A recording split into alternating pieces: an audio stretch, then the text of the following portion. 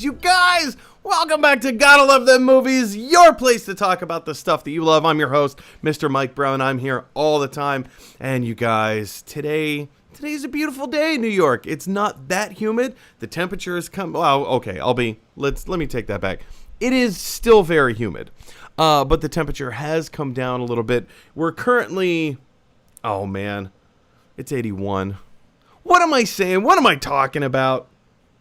It's almost like I don't even know who I am anymore. But I tell you, we do have a guest on the show who knows exactly who she is. Ladies and gentlemen, coming all the way from Oakland, California. I accidentally said San Francisco in the chat. Oakland, California, put your hands together for a very good friend of mine, Dominica May! Woo-woo! Good to be here again. Dominica, it's been a while since we've had you on the show. How have you been? Good. Mostly job searching, but I got a job offer last week, so that's exciting for me. Hooray! Tell us, what are you going to be doing?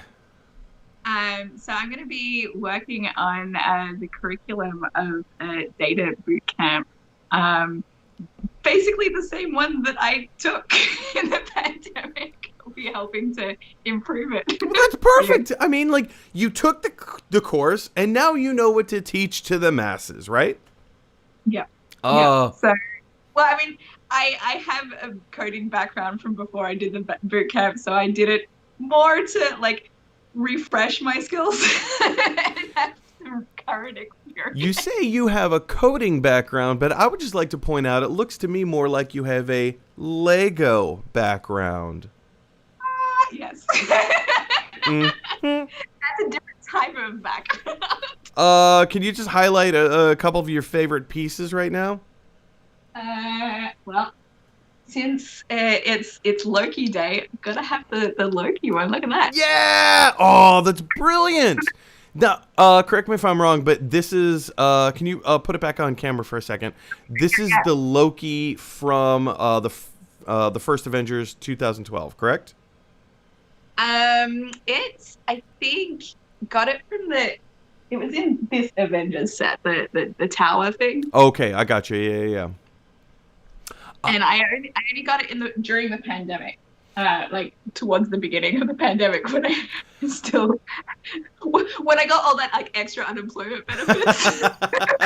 What am I gonna spend my stimulus checks on? Food? No. Rent? Exactly. Bah. No, we need more Legos.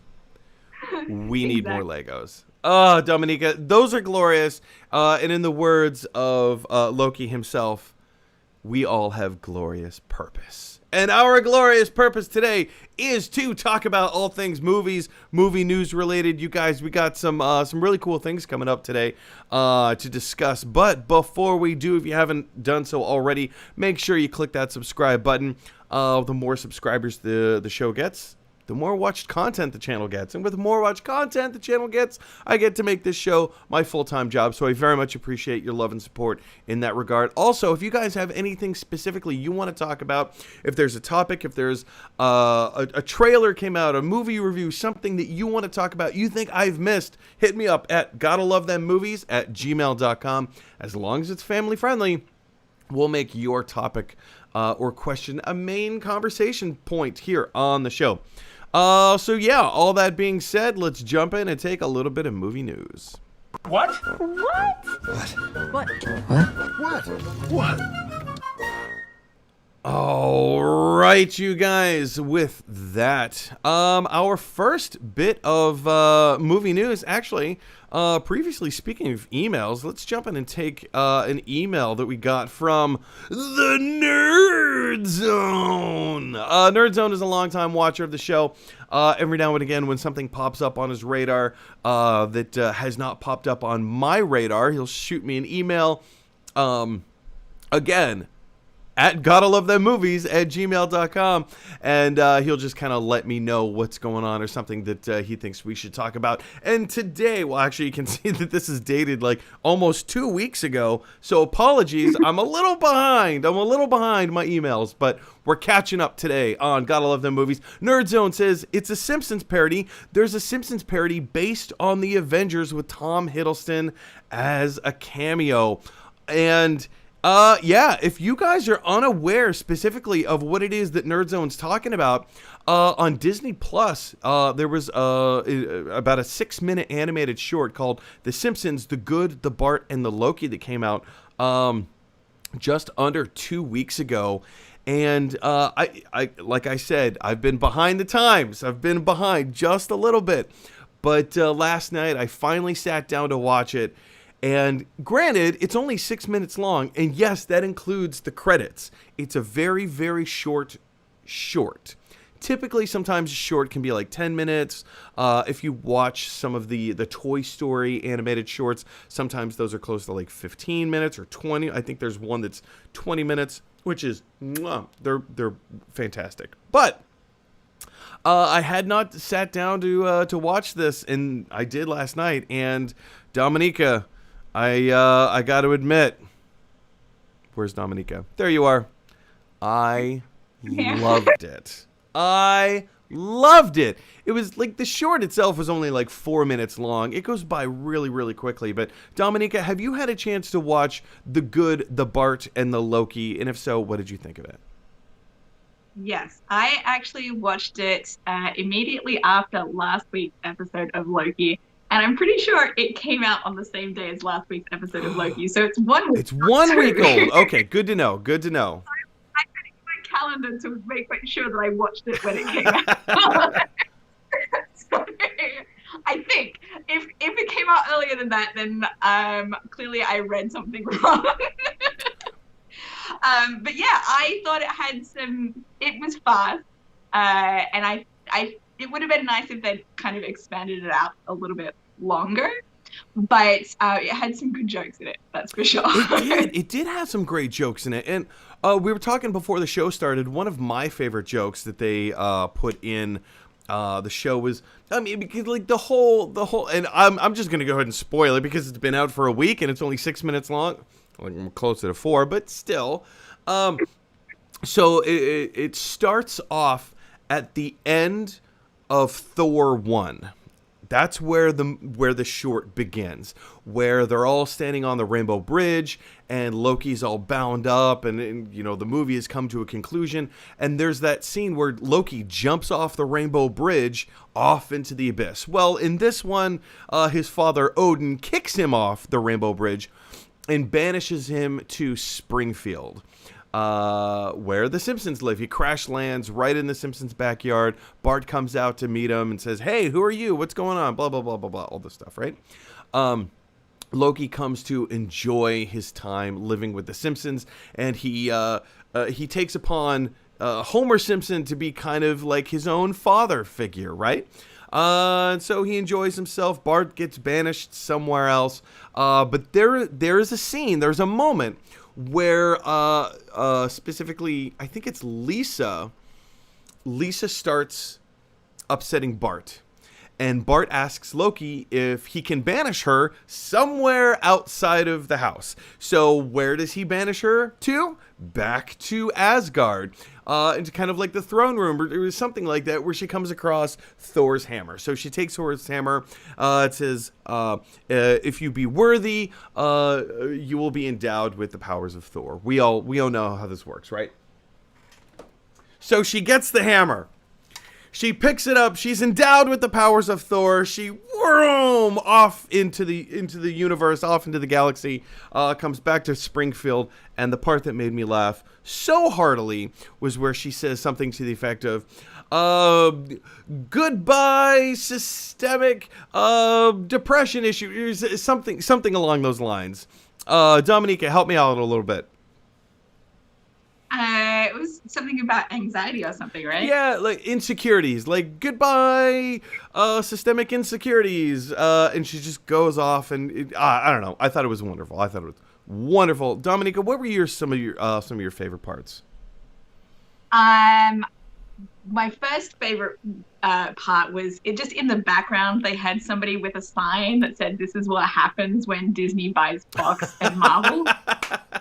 It's like, yes. Exactly. Just milk that money. It's true, because they know what they're doing. And then the riff on like all the cutscenes. So they had a lot of extra after credits or during credits scenes. Yes. So I love that as well. Yes. This is so true. Sorry, we just had a comment pop in from Caleb Richardson, who says, I think she said, "Goodbye, self-esteem issues." Caleb, I think you are exactly correct. I think you nailed it. Thank you for that. Goodbye, self-esteem issues. Yes. Which was so perfect for her character. It made me laugh so hard, and I loved it.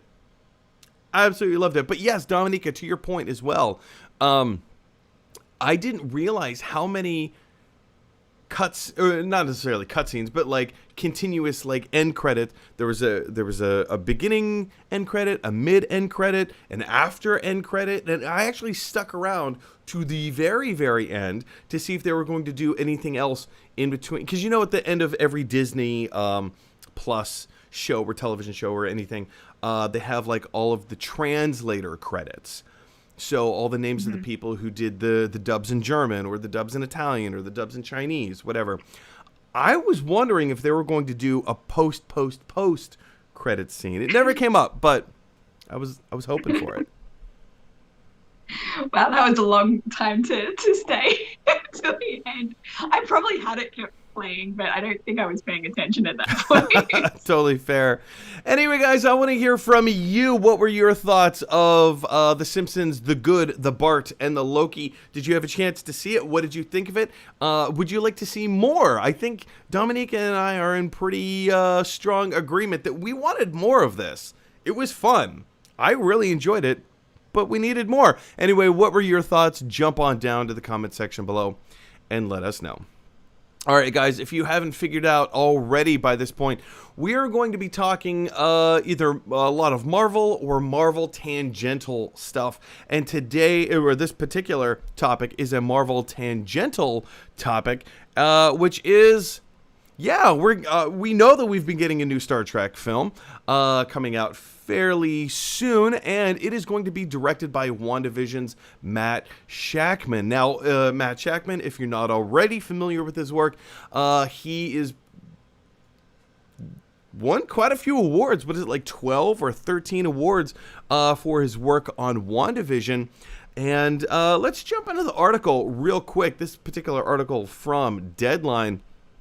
I'm not going to read the whole thing, but let's jump in to the middle here. Deadline hears that the film will now move at warp speed and begin production next spring. So that's actually... They're getting everything starting to line into place. They have a script by Lindsay Beer and Geneva Robertson Dworet. I hope I'm saying that correctly. Significant because, you know, the first Star Trek film to be written by 100% female screenwriter. So that's kind of cool. You know, this whole thing with Star Trek. And let's jump in here real quick. WandaVision, which was nominated for 23 Emmys. 23 Emmys under Matt Shakman's supervision there, either by directing or show running. That's impressive, you guys. That's pretty impressive. And to see his other filmography and the other things he's worked on, I know he worked on Game of Thrones for a little while. He's got some impressive credits behind him. So to see him in this kind of role, to take on his first feature film, or at least a big budget feature film with recognizable IP, the stakes are on. The stakes are on. This could swing a multitude of different ways. This could end horrifically for him, and he will be relegated back to television. But I kind of don't feel like it will. I mean, look at his track record. Look at his award nominations that he has underneath his belt. Look at the staff that he's working with. And also, let's single out WandaVision for a second. The production value of WandaVision, while yes, being on kind of a television budget, they made look really good. They made it look incredible. They made it look the way that it needed to look. It was both small when it needed to be small, and it was big when it needed to be big. And it felt that way, right? It felt that way. So Star Trek is the kind of franchise or property that needs to feel big pretty much all the time. And I feel like this is a wonderful outing for this guy to be able to accomplish the things that he needs to accomplish under the Paramount banner, under the Star Trek banner.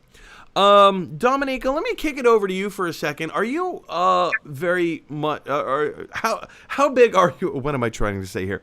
Where do you stand with Star Trek? How do you feel about this movie coming out?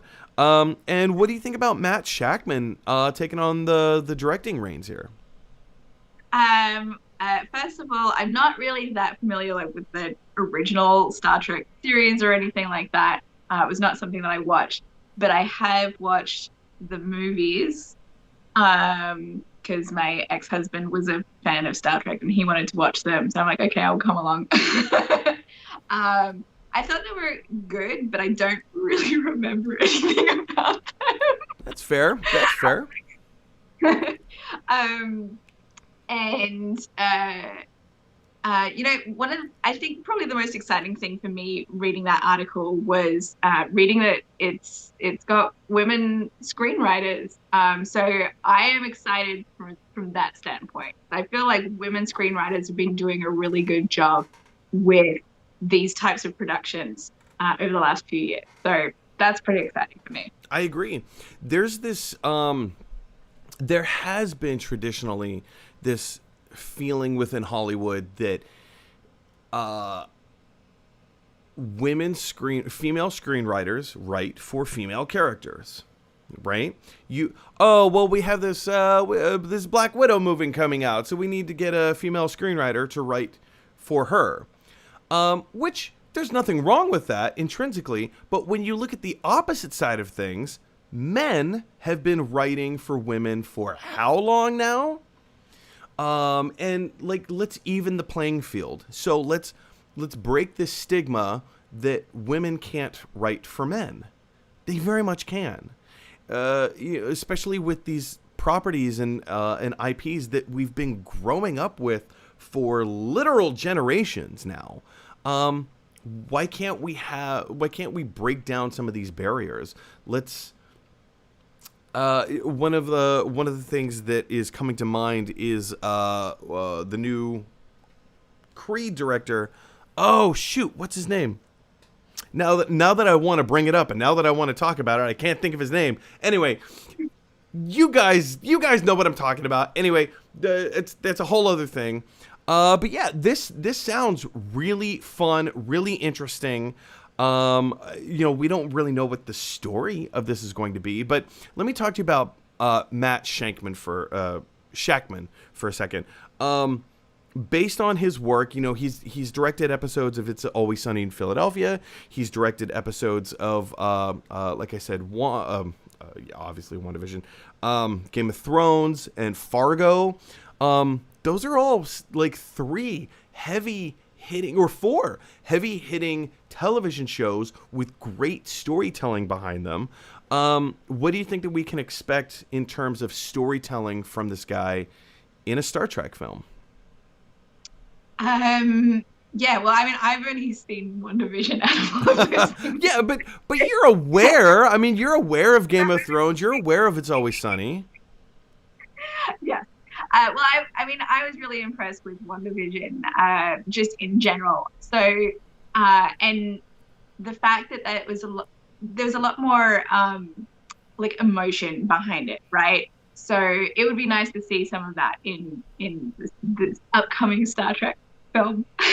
Because I think sometimes sci-fi can lack in character development and emotional stakes sometimes. Yeah.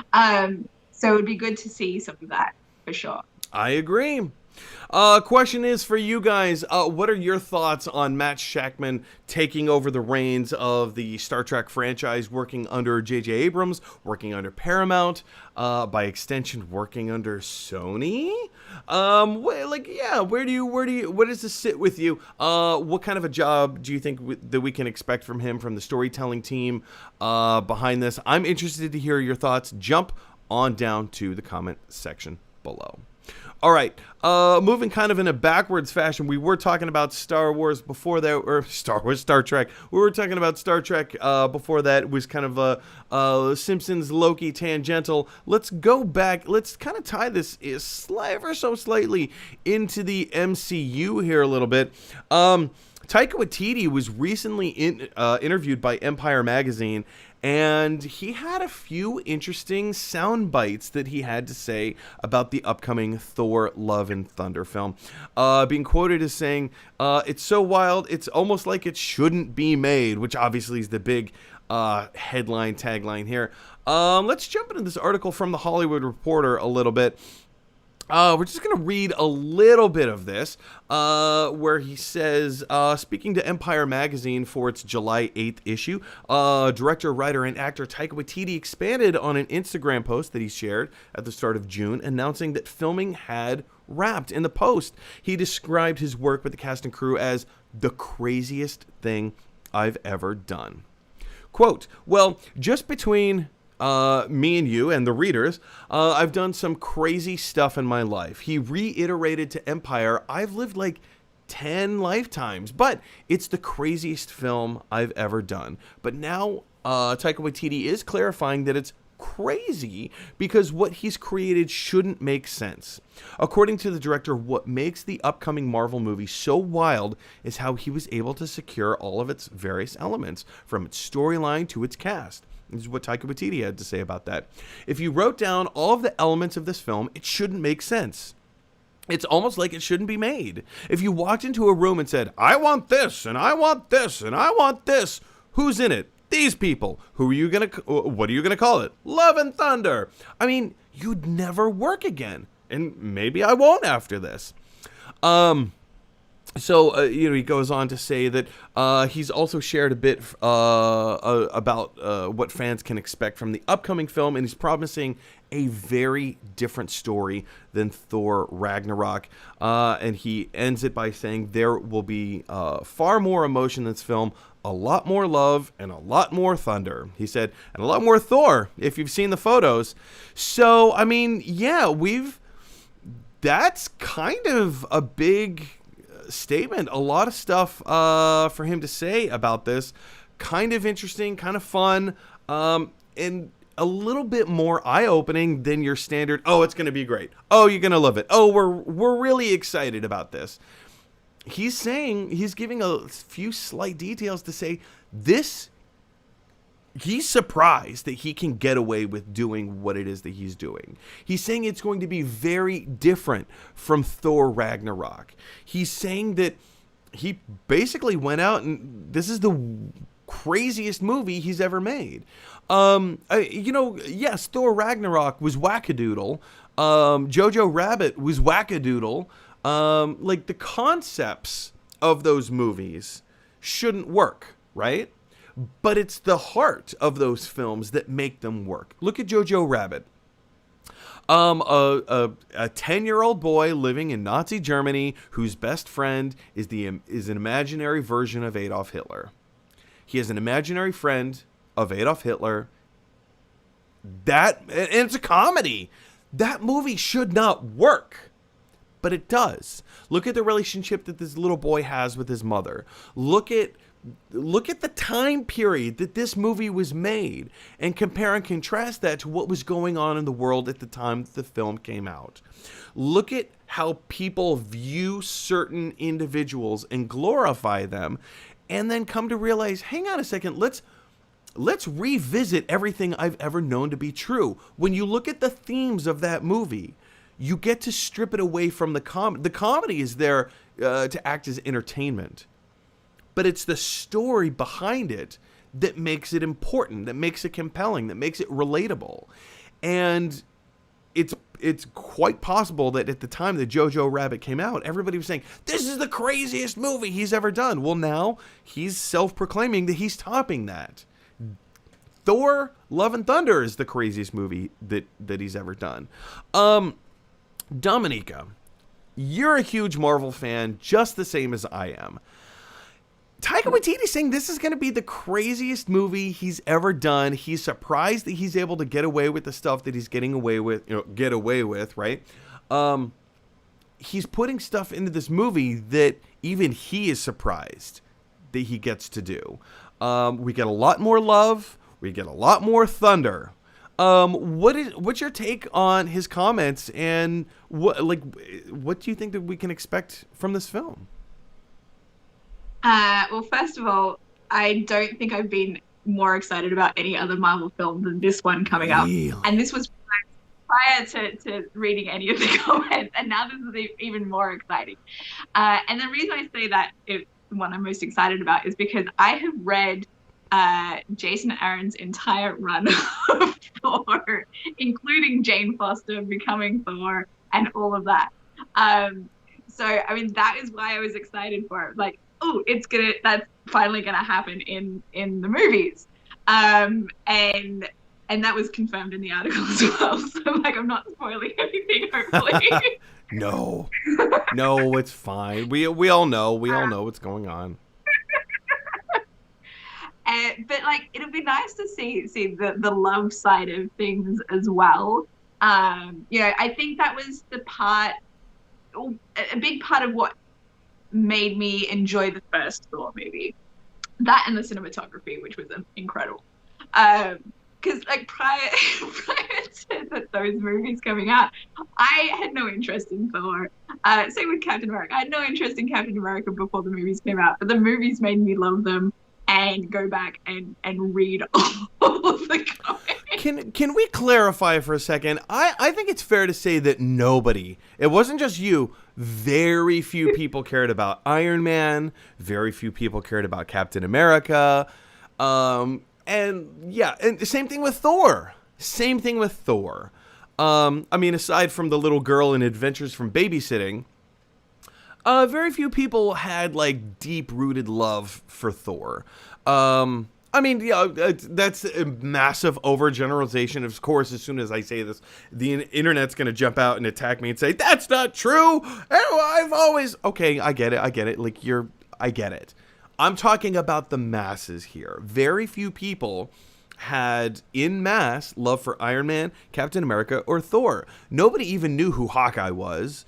Very few people even knew who Black Widow was. Everybody knows who the Incredible Hulk is. Thanks to Bruce Bixby for that. Was it Bruce? Is that his name? Bruce Bixby? You guys know who I'm talking about. You know who I'm talking about. Anyway, but yeah, I mean, I think it's fair to say we didn't know who these people were.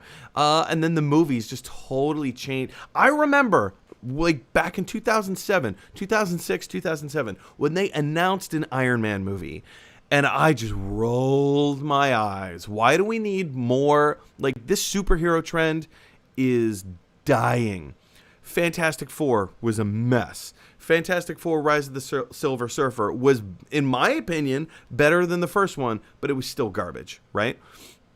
What else? Spider-Man? There were a lot of Spider-Man movies around that time. Some were good, some were bad. Daredevil was a travesty. Ghost Rider was not good at all. So I hear that they're going to do this Iron Man movie, and I'm like, oh no, just put this genre to rest. Thank goodness nobody listened to me. Thank goodness. And now we get Thor Love and Thunder, the craziest movie Taika Waititi has ever done. And that's all the more we have to say about it. Anyway, guys, what are your thoughts about Thor Love and Thunder? What are your thoughts about Taika Waititi's comments about this being the wackiest, craziest movie that he's ever done? He had more to say about it. What do you think is going to be incorporated into this movie? We kind of know what's going on with Jane Foster. I mean, like, we don't actually know if she's going to have cancer or if she's going to, come close to dying or whatever. But we do know that she's taking up the mantle of Thor. How is that going to work? What are your thoughts as I'm getting a Charlie horse in my leg? What are your thoughts? Jump on down to the comment section below and let us know. All right, guys, we have two more topics to cover before we take your live comments and questions. And the next one is this. Again, staying on the theme of Taika Waititi and Marvel MCU stuff. This was a very interesting video that dropped, I believe it was yesterday.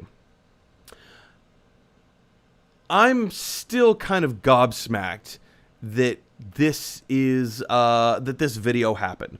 So what it is that we're talking about here, Deadpool and Korg from Thor Ragnarok, from I think it was in Avengers Endgame as well, played by Taika Waititi. Ryan Reynolds, Taika Waititi team up as their MCU component, or rather as their Marvel components, to make a kind of a viral internet reaction video. Dominica, you had a really great idea before the show started that being that this is a very meta reaction video to their own things, maybe we should do a reaction video to their reaction video. Such a great idea. Such a great idea. Unfortunately, we don't really do reaction videos on this channel, but you read through the synopsis of this. I know you haven't had a chance to watch the video itself. It's about like 4 minutes long, something like that, where they watch the trailer of their shared upcoming movie, Free Guy. But it's the importance or the interest of this video itself is less about what they have to say promoting the film Free Guy, which comes out next month in theaters, not on streaming. They make a very, very firm point to point that out. It's more interesting that Marvel, or rather Disney, invested the money to create this thing that Ryan Reynolds has now put up on his official Ryan Reynolds YouTube page. What is the meaning behind this? Like, is this... We know that this is viral marketing for Free Guy, for the movie Free Guy. But it's also viral marketing. The story is not about what they have to say about Free Guy. The story here is about Deadpool and Korg sharing an on-screen persona. This is the first time that we've actually seen Deadpool with an MCU character. Dominica, what does this mean? Well, didn't the article say that this is Deadpool joining the MCU? This is his first official time on screen with an official MCU character. He's not on screen with Iron Man. He's not on screen with Spider-Man. He's not on screen with Black Widow. But he's not on screen with an A-list character, first of all. They didn't have the budget for that, maybe. Fair. He's not on screen with an A-list character, but he is on screen with a D-list character. It doesn't matter what list he's on. Korg is an official MCU character. And now this is Deadpool's first time. Like, we know that Deadpool 3 is happening.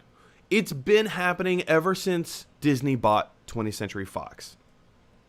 I believe this is so significant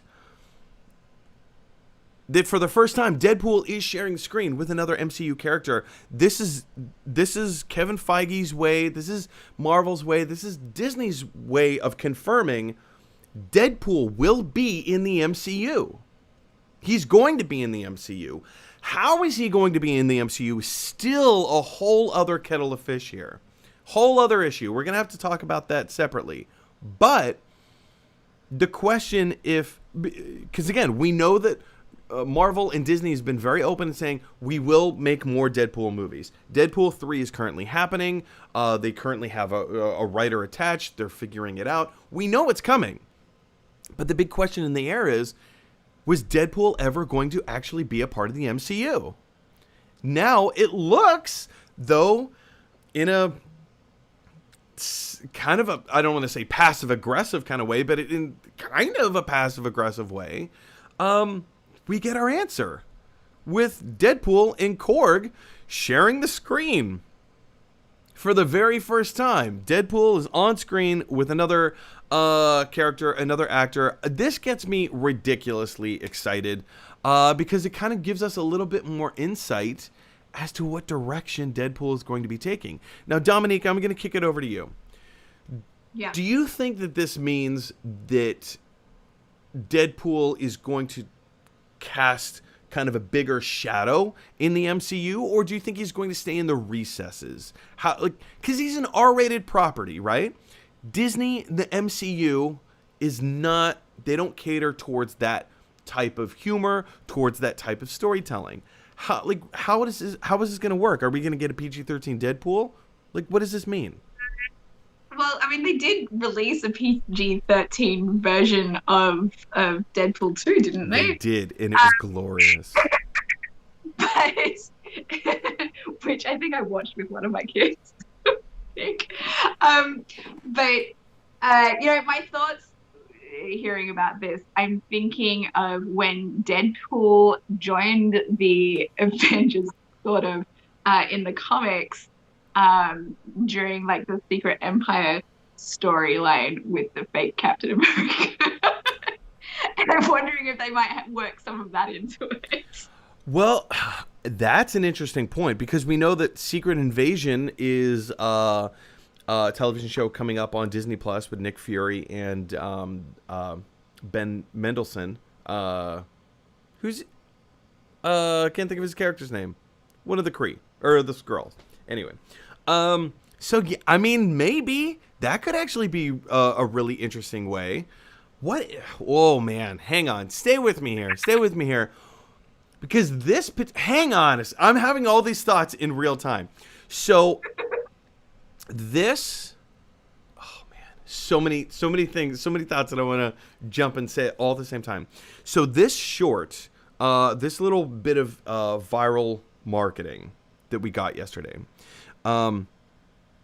Deadpool dropped the F-bomb 3 times. I went back and rewatched it, and I counted. Deadpool dropped the F word 3 times. It was bleeped out all 3 times, but it also indicates that Deadpool is not holding back. He's not holding back. It's going to be bleeped out. So it's very possible that in like an upcoming Deadpool movie, we could get that still same foul-mouthed character, keep it PG-13, but just bleep out all the swear words. And then he's going to be commenting on why he's getting bleeped out, because he's a fourth wall breaking character to begin with, right? So there's that. Second thought, in conjunction with what you're talking about, Dominica, with Secret Invasion TV show is coming up. What if Deadpool makes his official MCU debut in Secret Invasion? And now we have Ryan Reynolds, who is a foul-mouthed individual, being teamed up with Nick Fury, or Samuel L. Jackson, who also is a foul-mouthed individual. And we actually had, technically, Nick Fury dropping the F-bomb at the end of Avengers Infinity War. They cut it off before he could finish the word, and same thing with Aunt May. Aunt May also dropped the F-bomb, let us not forget, at the end of Spider-Man Homecoming. And again, the end credits started rolling before she could finish the word. So we know that Disney is willing to take risks when it comes to dropping the F-bomb in their family-friendly movies. Just saying. More thoughts? I think like the rating system has kind of changed over the years as well. Like what wasn't acceptable for a PG-13 movie in the past is sometimes acceptable now. So, well, especially concerning violence. You can get away with so much violence for whatever reason. The whole like sticks and stones may break my bones, but words will never hurt me. Yeah, that's not true. We are a sensitive, touchy species over here. Don't you dare use that F word, because I'm offended by it. But if you want to chop somebody's head off, if you want to see blood and gore just galore, that's fine. That's okay. We can watch people break laws and snort lines of cocaine and, murder, commit genocide.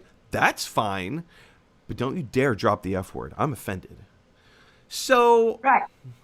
Well, my thought is, like, when I was a kid and the first Batman movie that was out at that time, what's his name? I can't Val Kilmer? His name. No, the original Michael Keaton one.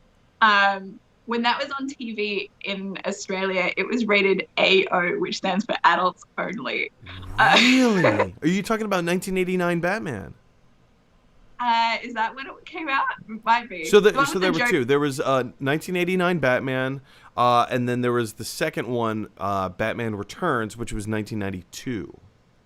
The one before that, the first one with Michael Keaton. Jack Nicholson. And Jack Nicholson is the Joker. Yeah. That was rated AO, adults only, Australian on TV. That's interesting. That's interesting. And now we can get away with so much. Now it's almost like a PG movie. Yeah, probably. I need to rewatch it. Yeah, it's been a minute since I've seen it. That's true. Dominica, before we move on, final thoughts about Deadpool and Korg teaming up in this viral bit of marketing. I can't wait to watch it. I'll probably be watching it immediately after we finish it. Yes, you should. Yes, you should. Anyway, guys, question is for you. Have you had a chance to check out this bit of viral marketing for the movie Free Guy, which actually is kind of more secret marketing for Deadpool making his debut into the MCU kind of officially in a weird kind of way, which is extremely meta and weird and backwards, but that's also how Deadpool does things. So anyway, what are your thoughts? What do you think this means? How do you think that what do you think the bigger picture is here for Deadpool in the MCU? And how do you think that Marvel's going to play it? I want to hear your thoughts down in the comment section below. Okay, guys, we have one last bit of news to cover. Unless you've been hiding under a rock, the movie Black Widow came out last weekend in theaters and on, streaming on Disney Plus for the premiere access thing, whatever. I went out to go see it in theaters, and I loved it. I will give it 1 thumb up. I don't think it's necessarily deserving of 2 thumbs up, so I'm sticking with 1 thumb up for now. But we're not necessarily going to talk about a review or like what we loved and what we hated. Or maybe not liked quite so much about the film, but more, how did it do? How did it do? And like, where is Disney and Marvel situated right now in terms of pandemic, in terms of moving forward, in terms of theaters, in terms of streaming? There's a lot of moving components here, and I kind of want to discuss this a little bit. We know this particular article is from MovieWeb, but I want to just kind of go in for a second. Let's talk about the numbers. Black Widow is now officially the highest grossing movie since the pandemic. Final numbers obviously are not in yet because it just opened, so it still has a long run. I think I'm thinking Inception. What was the other Christopher Nolan film? Help me out. That just came out. I don't know. A few months ago, Christopher Nolan film. Tenet, about backwards time. Got it. Tenet. So Tenet came out. I think it grossed in its longevity around $350 million. I think that's what it topped out at. That should have been its opening weekend box office. It wasn't. That was the entire run, the entire span of the film, but it's also right in the middle of the pandemic. So how do we compare and contrast that? I know other movies since have I want to say Cruella. Did Cruella top it? It may have. I can't remember. But in its opening weekend, Black Widow kind of smashed all expectations here. So let's jump back into this article from MovieWeb. Black Widow now has the highest opening domestic weekend since the start of the COVID-19 pandemic. And if Disney Plus Premier Access numbers are taken into account, it's also the first movie to make over $100 million on its opening weekend. All in all, it's a sign that Marvel's absence from theaters for 2 years has certainly made the heart grow fonder. And while some have cited dual releases as the death of cinemas, it seems that cinemas can hold their own when the right move comes along. With Black Widow becoming the third highest grossing origin story from the MCU, sitting behind only Black Panther and Captain Marvel, it seems like Black Widow is definitely the right move at the right time. The article continues to tell a few other numbers. Where'd we go? Absence of movies, yada yada yada, Loki, all this stuff. At some point it mentions more here we go.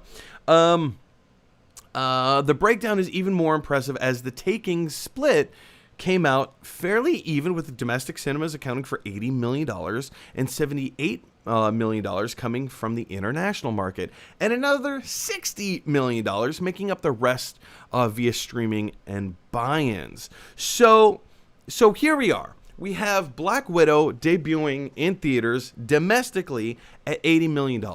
It debuts internationally at $78 million.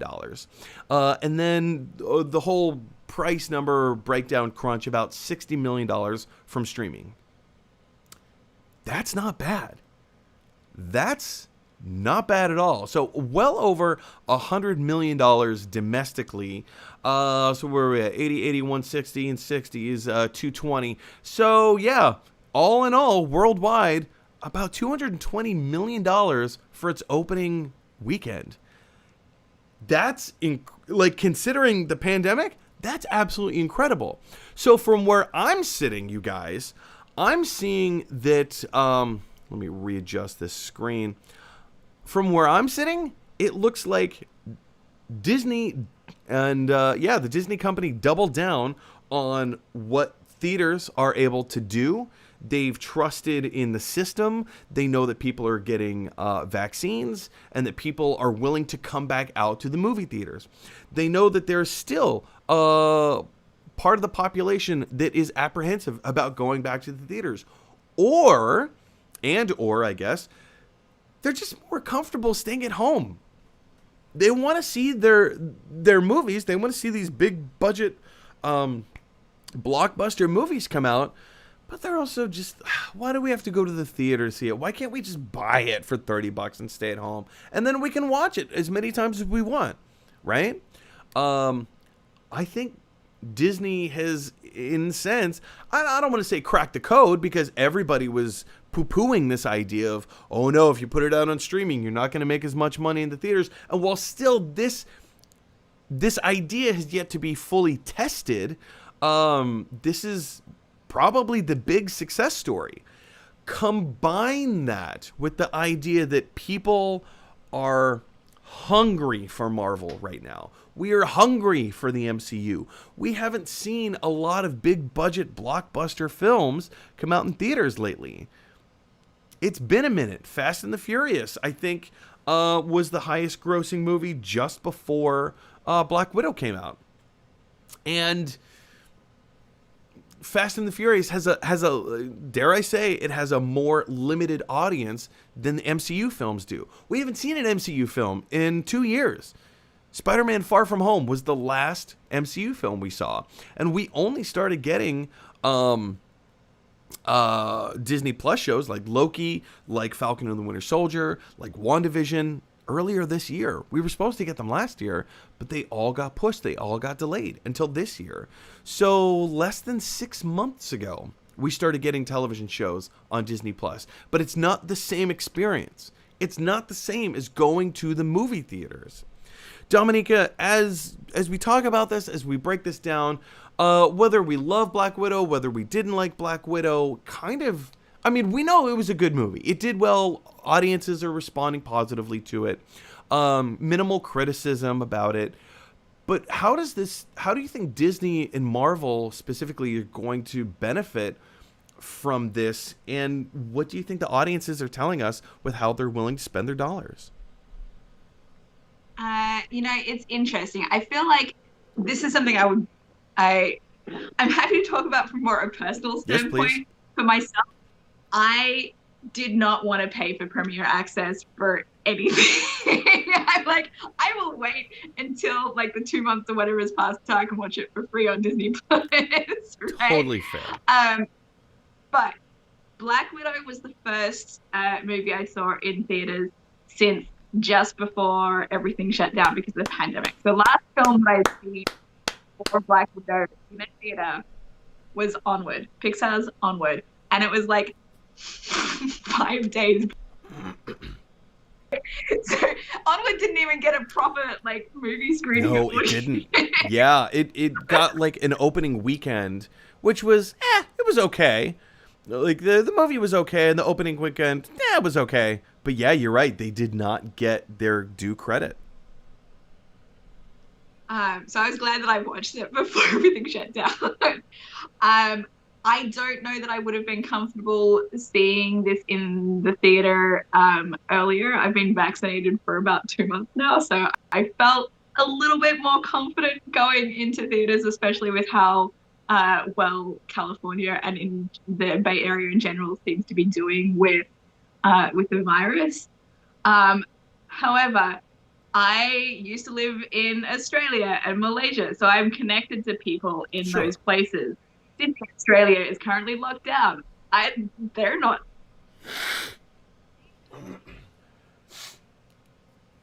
11,000 COVID cases a day. They're under lockdown stuff as well. They're not going to be able to see in theaters. So, you know, I feel for people who are not in our situation. Yeah. And they are going to want to see, have access to this stuff as well. So, you know, I think it's a good thing that they ended up deciding to have the streaming availability for people who are not in our situation. No, I mean, that's a great point, because there are people who are in situations that just don't feel comfortable going back to the theaters, who don't feel like, in general, just kind of don't want to leave their homes. And I get that. I understand that. And I think this is a brilliant option to serve both parties. If you want to see it in theaters, yes, it's available. Go check it out. Support the theaters, because if we want these kinds of movies, we have to pay the price tag to support them. If people aren't going to in mass spend $1 billion to go see a movie, well, then we're not going to get $1 billion movies anymore, right? It's just economics. It's just how it works. Could movie studios plan better and have better ways of spending their money? 1,000%, yes, they could, and they should. They totally should. But be that as it may, okay, whatever. Yeah, I don't know. I kind of want to kick this over to the comment section.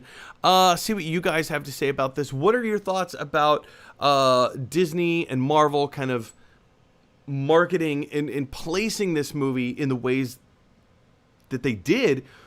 What other movies do you think are going to benefit from this? What do you think the future of cinema going is going to be as a result of this? I'm interested to hear your thoughts. Jump on down to the comment section below. Okay, you guys, the time has come. The time has come. Let's jump into the comment section and let's talk about what you guys want to talk about, shall we? It's alive! It's alive! All right, you guys. Like I said, you've been firing in live comments and questions all show long. So let's jump into the comment section and start reading some of your comments. Caleb Richardson says, we already read the first one. I think she said, goodbye, self-esteem issues. You are correct. Referring to Disney's The Simpsons. That was the Good, the Bart, and the Loki. Yes, you're correct. Thank you for that. Caleb says, I was a little disappointed by the short. The Star Wars one was so well done and pretty long. This was too short and just okay. I agree with you. I agree with you completely. I didn't really understand why it was so short, because there were so many nooks and crannies. Like, a lot of the marketing... Here, let me bring this picture back up again. The marketing for the short... Let's just look at this photo for a second. Look at how many characters are featured in this poster. Yes, it harkens to Avengers Endgame, but you have so many characters playing so many different roles. We have Milhouse as Hawkeye. We have the old Vietnam War vet, and I don't remember his name, looking like Captain America. We have a Captain Marvel character on there. We have so many different characters represented here. Flanders is Ant-Man. How did that get overlooked? Yeah, I mean, this poster looks incredible. So why didn't we get to have more stuff like that? You know, why didn't we get to explore this world just a little bit more? There was that moment in the short where Lisa conjured all of the Simpsons, the Springfield Avengers, I think is what she referred to it as. Why couldn't we had more of a thing with it? I don't know. It was just missed opportunities. And you're right. It was too short, and it was just okay. Caleb goes on to say, yes, I love this development. I hope it's the Kelvin timeline. I love Kelvin timeline. It goes on, give me Kelvin Picard and the Next Generation cast already. Now, Dominica, we've already talked about how much you love Star Trek. I am not, which is me being extremely facetious. I know you're not all that familiar. I'm not all that familiar with the Kelvin timeline, but if I'm understanding this correctly, and Caleb, correct me if I'm wrong, but the Kelvin timeline is the original Star Trek, from like 1968, 1969, something like that. The original Star Trek television series timeline. Am I correct? I believe that's what it is. I believe it's those stories, that timeline. Correct me if I'm wrong. Are you familiar at all with this, Dominica? I'm familiar with that term, but he did mention Picard, which is Next Generation. I'm vaguely familiar with that because one of my best friends in school, her family watched Next Generation, and I remember like seeing French Stewart in that. So here's where I know about that. It starts off with the original series, which eventually became the movies, and it was all kind of like one coherent timeline, I guess. And then in the movies, they introduced Star Trek: The Next Generation, and they shared the same timeline or same passage of time, or I don't know, something like that, with the Picard era and whatever. And then that continued on. So again, Caleb, correct me if I'm wrong, but I believe that's the same timeline that you're referring to. I believe. Other than that, I have no opinion on it. My apologies. Let's go on. Caleb says, WandaVision shows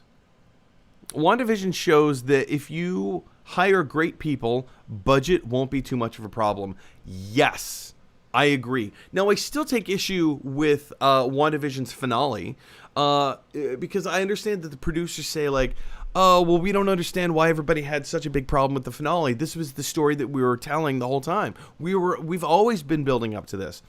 To which I say, no, you weren't. No, you weren't. You may think you were, but that's not the story that you were building up to tell. But yes, Caleb, I agree with you. WandaVision, talent is never a bad thing. You always need talent to showcase the story that you want to tell in an efficient manner, in a way that isn't costly and over budget. And yeah. Dominica, do you have a different take on that? Sorry, I spaced out. WandaVision hiring talent.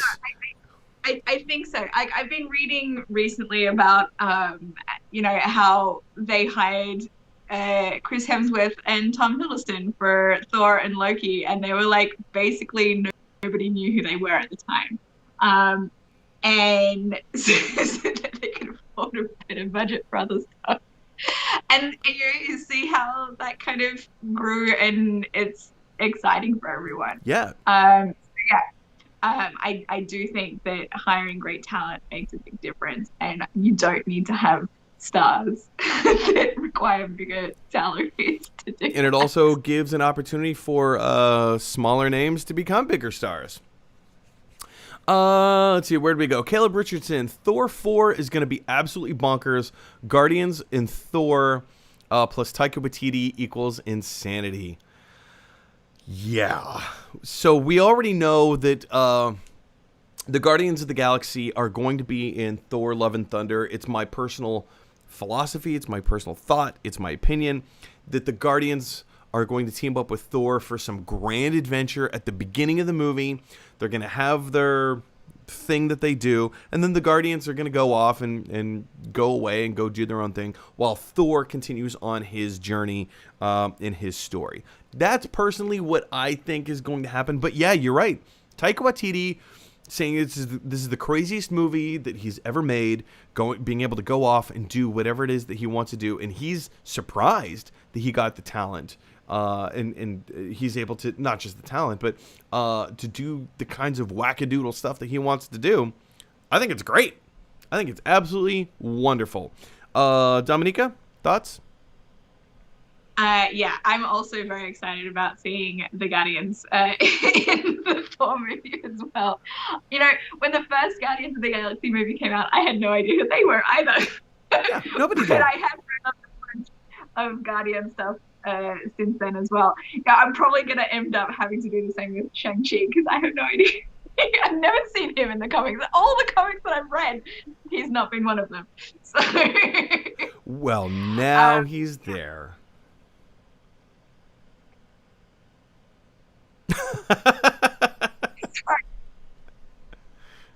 now I'm thinking, I had a friend visiting from out of town last week, and Shang-Chi was partially filmed in San Francisco. So I took my friend to a couple of locations that you can see in the trailer. Fun! Oh, I love it. I love when that happens.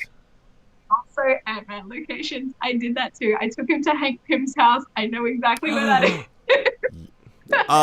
Dominica, you need to take me to Hank Pym's house. I've been to Mrs. Doubtfire's house, but I've yet to go to Hank Pym's house. I found. Oh no! Did she freeze? Dominica, you froze? You're in mid-sentence. Oh no! Oh, we lost Dominica. All right, so Dominica is on the lam right now. So here's what we're gonna do. Sorry guys, let's just hang up on Dominica and try to get her back. We'll try to get her back.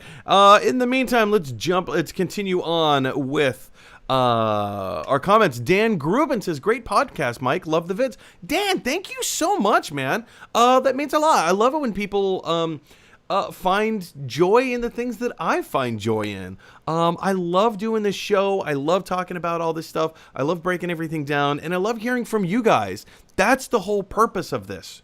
That's the whole purpose of this, is to create a dialogue, to create a discussion. So Dan, if there's anything that you want to talk about, I've said this before and I'll say it again. Shoot me an email at gottalovethemovies@gmail.com. If there's anything very specific that you want to talk about, that you think that I haven't covered yet, yeah, shoot me an email. And let's get you on the show.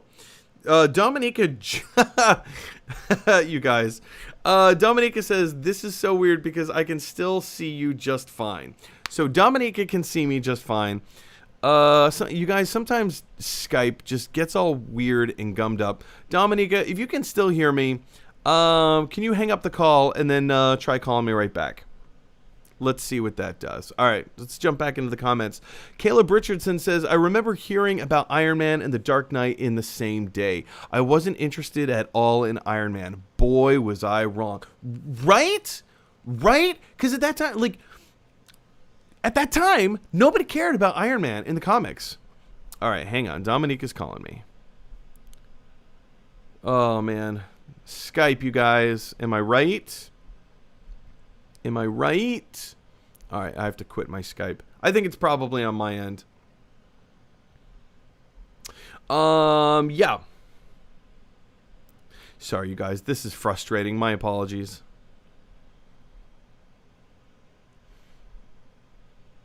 I'm just opening Skype right now. Let's open this. Let's call Dominica. Calling now. I don't know if you can hear the jingles, but yeah. So we're calling Dominica, trying to get this problem fixed, problem sorted. It's annoying, and my apologies. This is so unprofessional of me. All right. Well, tell you what, you guys.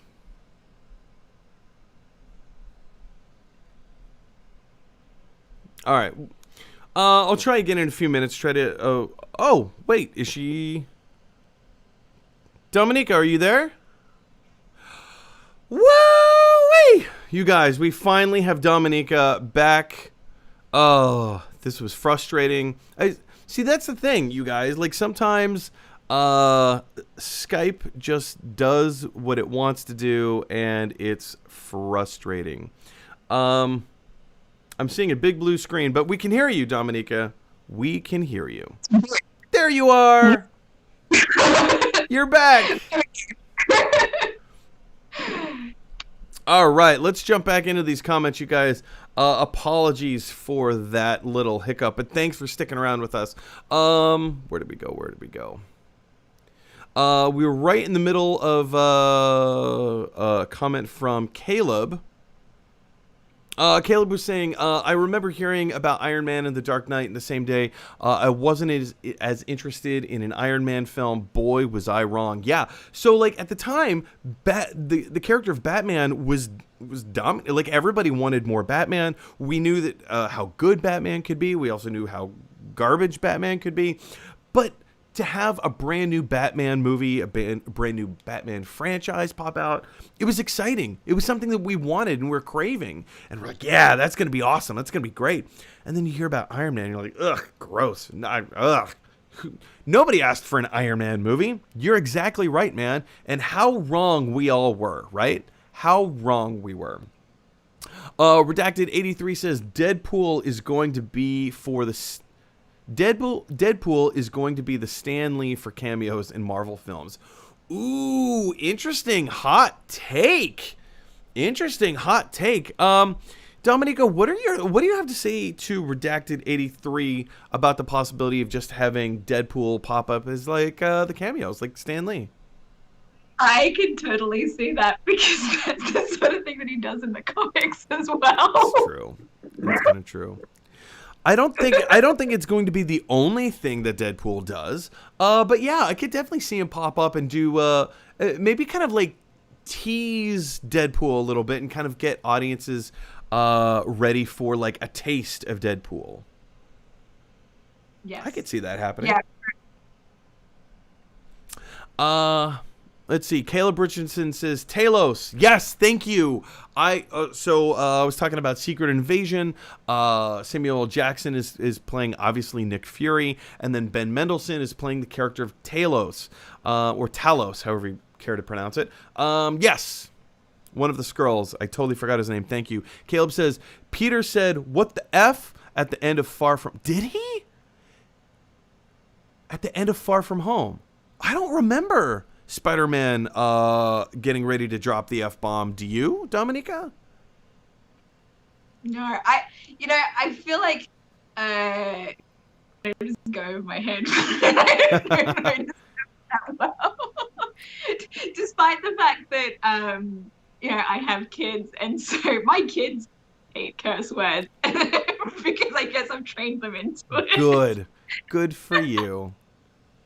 Super mom. So they're like, oh no. or if they see it in my Facebook feed, they're like, scroll past.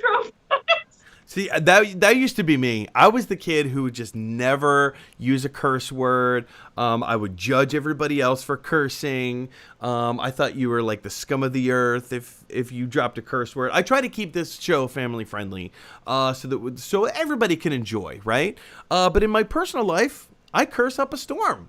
I enjoy cursing. It's a different form of communication, and it's a manner of expression, right? There are certain emotions that you just can't emit, that you can't get across, right? Without just there's certain curse words that have certain meanings, but yeah, that's interesting what you say, Caleb. About now that I'm thinking about it, that must have been the scene where Peter Parker was unmasked by J. Jonah Jameson, and you have that classic like Spider-Man hands on the side of his head, like what the right? Interesting. I don't remember that, but thanks for bringing that up. So there you go. There's 3 instances of the F-bomb being dropped in the MCU. One with Samuel L. Jackson from Infinity War being dusted, mid-dust. Aunt May at the end of Spider-Man Homecoming. Reveal, I guess that was her reaction to realizing that her son is Spider-Man. And now Spider-Man himself, Peter Parker, dropping the F-bomb. We'll just have to wait and see what they do with Deadpool. Caleb says Black Widow probably made its budget back in a weekend. Marvel just knows how to get stuff done. Not really. And let me explain why. So, not yet. Let me put the caveat on that. Not yet.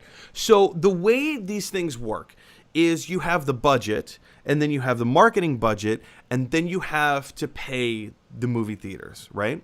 So your budget is here. Let me just look it up real quick.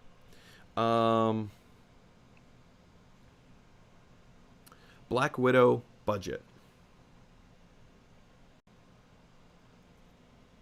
Okay, so the budget for Black Widow was $200 million. So that means in order to market the film, you have to double that number. So now you have to spend another $200 million to market your movie. So now you're in the whole $400 million. And then on top of that, you have to pay your movie theaters for showing the film. Sometimes it's a little bit less, sometimes it's a little bit more. Every movie gets negotiated between the studio and the cinema. So like it may cost, let's just say Marvel Studios a little bit more to show their film in an AMC theater as opposed to a Cinemark theater, depending on the contract that they negotiate. And it may cost Marvel Disney Studios a little bit more to show it at an AMC theater in Times Square rather than an AMC theater in the middle of Nowheresville, Kentucky, right? It all depends. So everything is negotiated, but on average, on the whole, you just normally calculate about 1.5%, which means half of your marketing budget, half of your actual budget, right? So that's another $100 million that you're going to end up paying the movies just to play your movie on average. So now a $200 million movie needs to make $500 million at the box office just to break even. That's a rough estimate. That's pretty much what everybody uses. That's the matrix. That's the cubic rhythm that they do. Cubic rhythm? I don't even know if that's a thing, but it is now. So yeah, did they make their budget back in one weekend? No, but they made half their budget back in one weekend. Just a little under. But yeah, they made close to half their budget back in one weekend, which that ain't bad. Dominica, thoughts on this whole thing of, Marvel and Disney making their a good amount of their budget back in one weekend? I mean, that's pretty impressive considering how movies have fared in the pandemic, to be honest. Yeah. I agree. Let's move on to, let's see, where'd we go? Redacted83 says, how can you not talk about Taskmaster? Okay. So... All right, so Redacted83, you've been wanting, you've been texting me. So I'm friends with Redacted83 outside of the show, and he's been texting me to talk about Black Widow. So let's do a little Black Widow, maybe a quick review. What do you think? I'm down. How many spoilers are we doing spoilers? Because I feel like Taskmaster is a big spoiler. That is a big spoiler. All right, so you guys, we're going to be talking spoilers here. We're going to be talking some Black Widow spoilers. If you don't want to know about Black Widow, if you don't want to hear about Taskmaster, if you don't want to hear our thoughts, tune out and then come back and rewatch at a later time. But we will be talking heavy spoilers for Black Widow. That being said, here we go. Taskmaster. You specifically asked about Taskmaster. I am not... While I didn't love the way that they portrayed Taskmaster, I didn't hate it. Also, I think it bears mentioning at the very beginning of this whole thing, they never killed Taskmaster. Taskmaster is still alive. Her brain is being recalibrated so that now she's going to have her own conscience to do the things that she wants to do on her own terms, right? So she's going to be popping up in a future film. I don't mind that they changed the gender of Taskmaster from male to a female character. I don't mind that at all. Like, who cares? Big deal. What I do mind is that Taskmaster in this film had no personality. Taskmaster had a huge part of the marketing campaign whoa, look at the villain that Black Widow is going to have to go up against. And guess what? Black Widow barely fought Taskmaster at all. Barely. The biggest fight the Taskmaster had in the movie was between Red Guardian. And that happened. That fight on screen was, in the story was going on for maybe like 30 minutes, something like that. But on screen, we only got maybe about 20 seconds of it because we kept cutting away to other scenes, right? During like their big fight scene. We were told very briefly, albeit very briefly, the Taskmaster has the ability to learn other people's fighting techniques instantaneously. But I also knew that going into the movie, so I was looking for it in the film, and they barely referenced it. Like, they kind of told us, but if you're not already familiar with the character of Taskmaster, the information that they gave the audience was confusing at best. They didn't really let the audience know who Taskmaster is, which I get was like kind of it was like the whole crux of the movie of like, oh, Taskmaster's is Ray Winston's daughter that was supposed to be killed all those years ago. Okay, I get that. It's the same problem that I have with the entire Captain Marvel movie. How do you tell a movie about somebody when they don't even know who they are? Anyway, it's a whole other thing. But yeah, so when we're talking about Taskmaster, I have no problems gender swapping the character. That's fine. In fact, probably encouraged, because let's get more representation in there. Why not, right? But she was a mindless drone. I think that was my biggest problem with it, is that she was a mindless drone, and we didn't really get a sense for who she was or why she was important. Why was she even there? Really? I don't know. Dominica, what are your thoughts? Yeah, all of that sounds pretty close to my feelings about it. I'm glad I knew who Taskmaster, the character, was from the comic before going into it, because I agree they didn't really cover it very well. No. And like they could have touched it the first fight, right, between Taskmaster and Black Widow on the bridge, because you could see it. But if you didn't know that that's what Taskmaster could do, then maybe you would be completely oblivious to that's what was happening on the bridge. Yeah.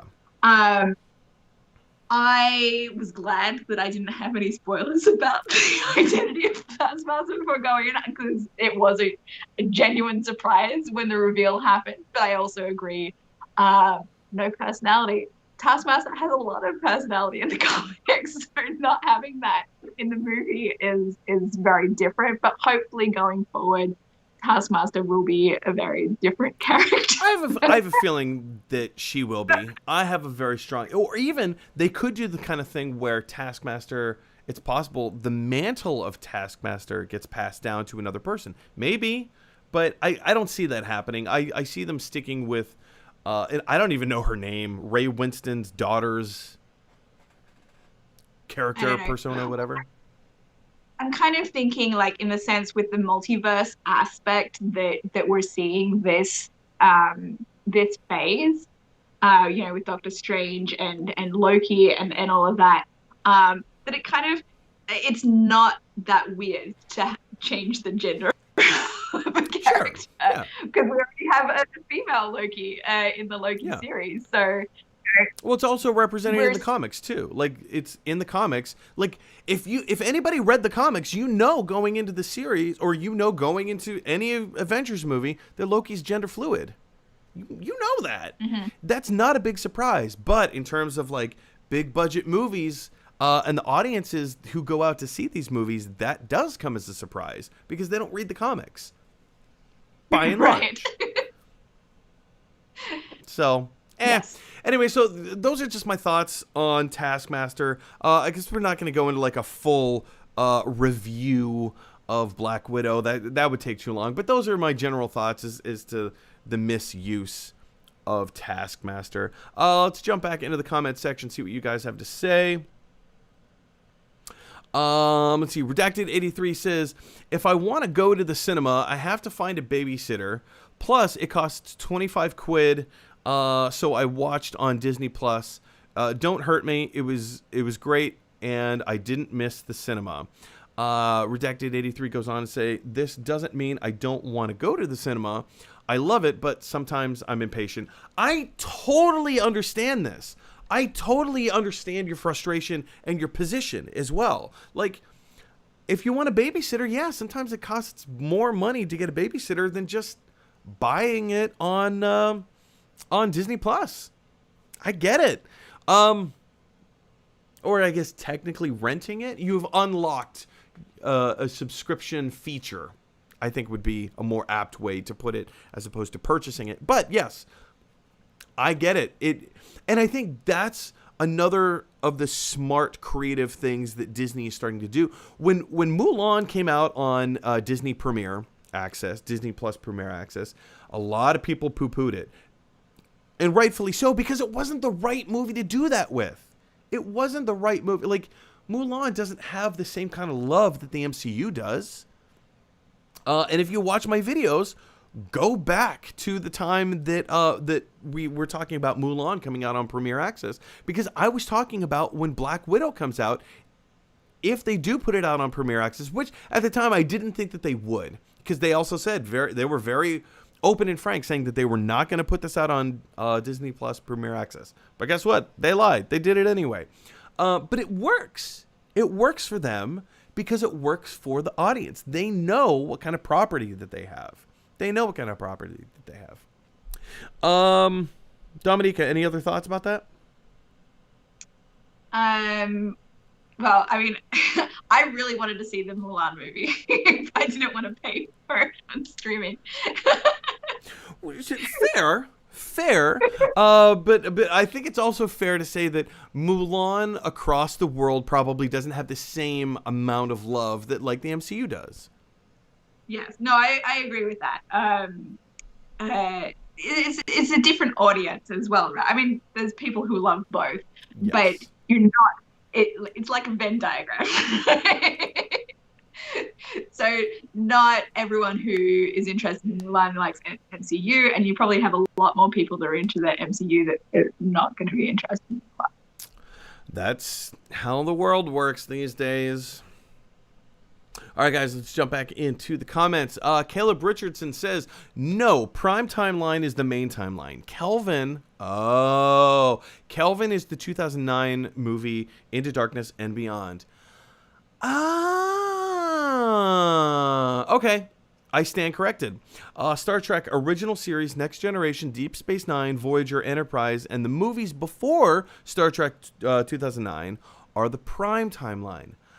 I'm sure I knew this, but it's because I'm more of a Star Wars guy than I am a Star Trek guy. I'm sure I've been told this. I'm sure I've heard this before. And in the future, I may need future reminders. But thank you for setting me straight, Caleb. I almost called you Kelvin. Thanks for setting me straight, Kelvin. No, Kelvin Timeline is the J.J. Abrams stuff.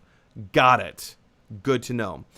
Caleb also ends. Is that our last comment? Oh, sure is.